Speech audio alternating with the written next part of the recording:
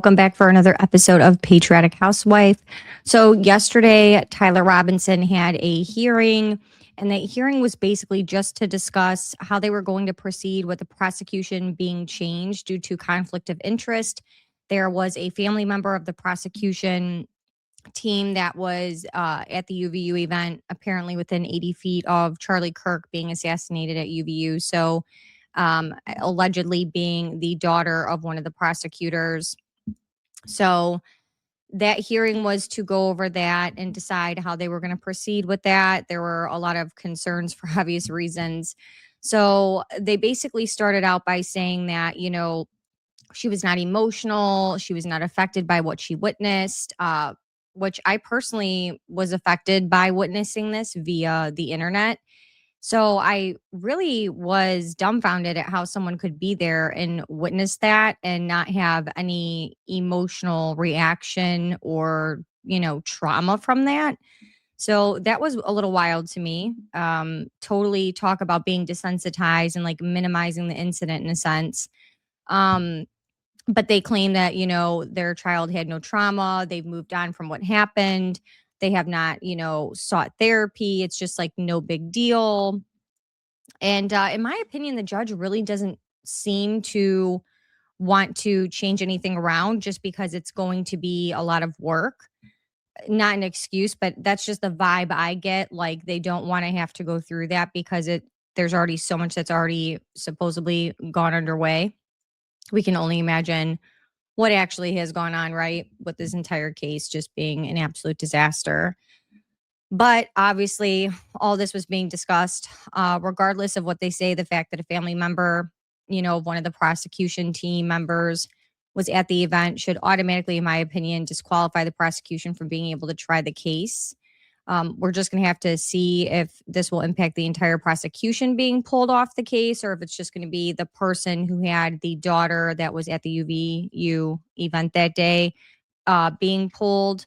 There were concerns expressed it should be the entire team since they're very close, and apparently there were messages exchanged and discussions about what happened, so on and so forth.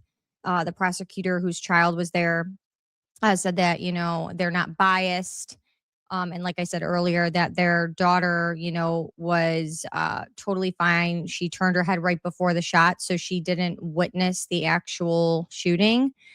Again, that doesn't matter to me. She was there, that's enough. So I don't know. I personally don't believe it's a fair trial if they keep the prosecution the way it is. And there's other concerns with the prosecution that we've discussed in previous videos.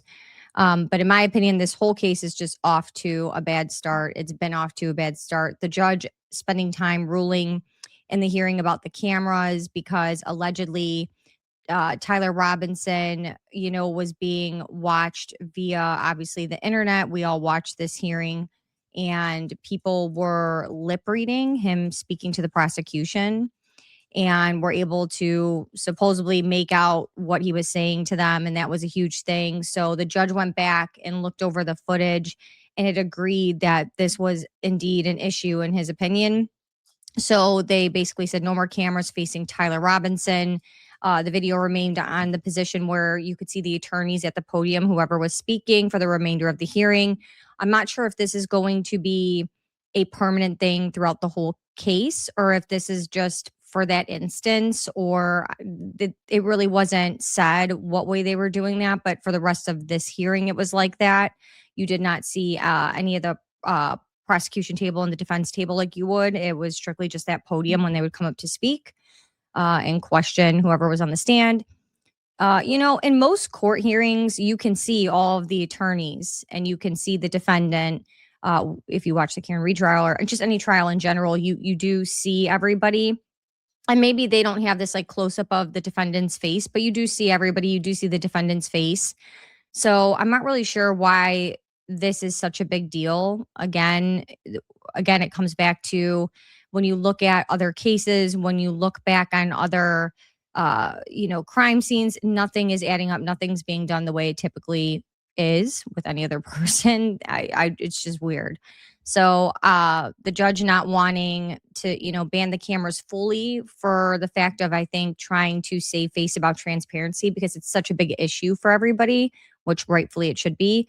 But at the same time, not showing Tyler, I don't know. I think that's weird. We should have total transparency when it comes to trials.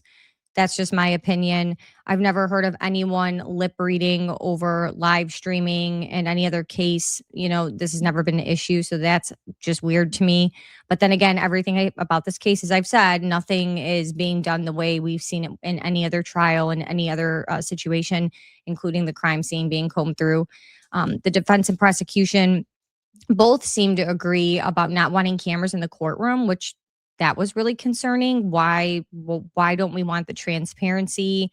They say that with the cameras in the courtroom, he's not getting a fair trial. I don't see how that would affect anything.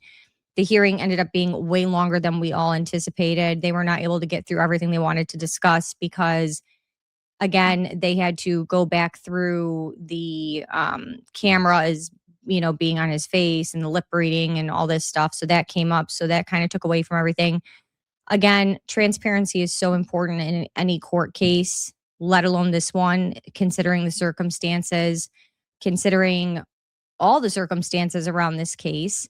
And I just really hope going forward we get more of that since it's been lacking. But the decision hasn't been made on what they're going to do with the prosecution team yet. So we're just going to have to wait to see how that plays out.